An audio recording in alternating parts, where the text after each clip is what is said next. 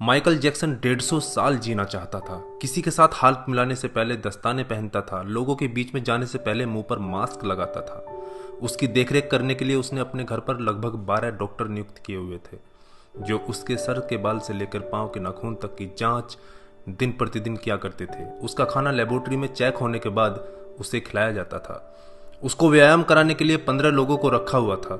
Michael Jackson अश्वेत था। उसने 1987 में प्लास्टिक सर्जरी करवाकर अपनी त्वचा को गोरा बनवा लिया था।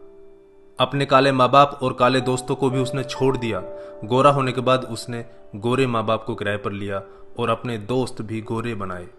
शादी भी गोरी औरतों के साथ की। नवंबर 15 को माइकल ने अपनी नर्स डेबी रो से विवाह किया, जिसने प्रिंस माइकल जैक्सन जूनियर और पेरिस माइकल कैथरीन को जन्म दिया। वो 150 साल तक जीने के लक्ष्य को लेकर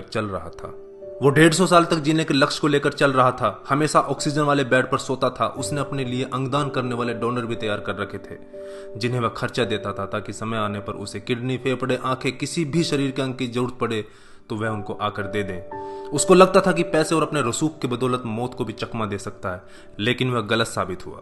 25 जून 2009 को उसके दिल की धड़कन रुकने लगी।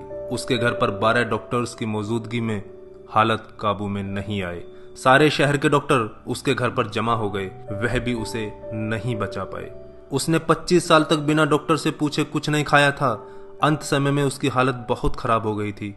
50 साल तक आते आते वह पतन के करीब पहुंच गया था और जून 25, 2009 को वह इस दुनिया से चला गया। जिसने अपने लिए 150 साल जीने के इंतजाम कर रखे थे, उसका इंतजाम धरा का धरा रह गया दोस्तों। जब उसकी बॉडी को पोस्टमार्टम हुआ तो डॉक्टर ने बताया कि उसका शरीर हड्डियों का ढांचा बन चुका था। उसका सिर गंजा था, उसकी पसलियां, कंधे, हड्डियां टूट चुके थे। उसके शरीर पर अनगिनत सुई के निशान थे। प्लास्टिक सर्जरी के कारण होने वाले दर्द से छुटकारा पाने के लिए एंटीबायोटिक वाले दर्जनों इंजेक्शन उसे दिन में लेने पड़ते थे। माइकल जैक्सन की अंतिम यात्रा को लगभग 2.5 अरब लोगों ने लाइव देखा था। यह अब तक की सबसे ज्यादा देखी जाने वाली लाइव ब्रॉडकास्ट है। माइकल जैक्सन की मृत्यु के दिन यानी 25 जून 2009 को 3:15 पर विकिपीडिया, ट्विटर और इंस्टा मैसेंजर सभी क्रैश हो गए थे।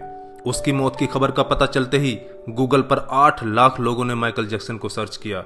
ज्यादा सर्च होने के कारण गूगल पर सबसे बड़ा ट्रैफिक जाम हुआ था और गूगल क्रैश हो गया था। 2.5 घंटे तक गूगल काम नहीं कर पाया था। मौत को चकमा देने की सोच रखने वाले हमेशा मौत से चकमा खा जाते हैं दोस्तों। कुल मिलाकर सार यही है कि बनावटी दुनिया के बनावटी लोग कुदरती मौत की बजाय बनावटी मौत ही मरते हैं। क्यों करते हो गुरूर अपने 4 दिन के ठाठ पर? मुट्ठी भी खाली रहेगी जब पहुंचोगे घाट पर। क्या हम builders, interior designers, caterers, decorators के लिए कमा रहे हैं दोस्तों? हम बड़े बड़े कीमती मकानों और बेहद खर्चीली शादियों से किसे इंप्रेस करना चाहते हैं? क्या आपको याद है कि 2 दिन पहले किसी की शादी में आपने क्या खाया था? जीवन के प्रारंभिक वर्षों में क्यों हम पशुओं की तरह काम करते रहते हैं और काम में जुटे रहते हैं? कितनी पीढ़ियों के खान पान और लालन पालन की व्यवस्था हम करना चाहते हैं? हम में से अधिकांश लोगों के 2 बच्चे हैं, बहुत का तो सिर्फ एक ही बच्चा है। हमारी जरूरत कितनी है और हम कितना पाना चाहते हैं, इसके बारे में जरा सोचिए। क्या हमारी अगली पीढ़ी कमाने में सक्षम नहीं है जो हम उनके लिए ज्यादा से ज्यादा सेविंग कर देना चाहते हैं? क्या हम सप्ताह में 1.5 दिन अपने मित्रों, अपने परिवार और अपने लिए स्पेयर नहीं कर सकते?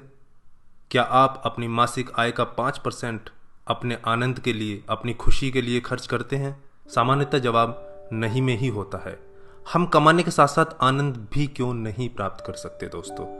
इससे पहले कि आप स्लिप डिस्क का शिकार हो जाएं, इससे पहले कि कोलेस्ट्रॉल आपके हार्ट को ब्लॉक कर दे, आनंद प्राप्ति के लिए समय निकालिए मेरे दोस्तों। हम किसी प्रॉपर्टी के मालिक नहीं होते, सिर्फ कुछ कागजातों, कुछ दस्तावेजों पर अस्थायी रूप से हमारा नाम लिखा होता है। अगर भगवान ऊपर है तो वो हमें देखकर हंसता होगा। वो सोचता होगा कि हम कैसी कैसी बातें करते हैं जब हम कहते हैं कि मैं इस जमीन के टुकड़े का मालिक हूं। किसी के भी बारे में उसके शानदार कपड़े और बढ़िया कार देखकर राय कायम मत कीजिए। हमारे महान गणित और विज्ञान के शिक्षक स्कूटर पर ही आया जाया करते थे। धनवान होना गलत बात नहीं है, लेकिन सिर्फ धनवान होना गलत है। आइए जिंदगी को पकड़ें इससे पहले कि जिंदगी हमको पकड़ ले। एक दिन हम सब जुदा हो जाएंगे, तब अपनी बातें, अपने सपने हम बहुत मिस करेंगे।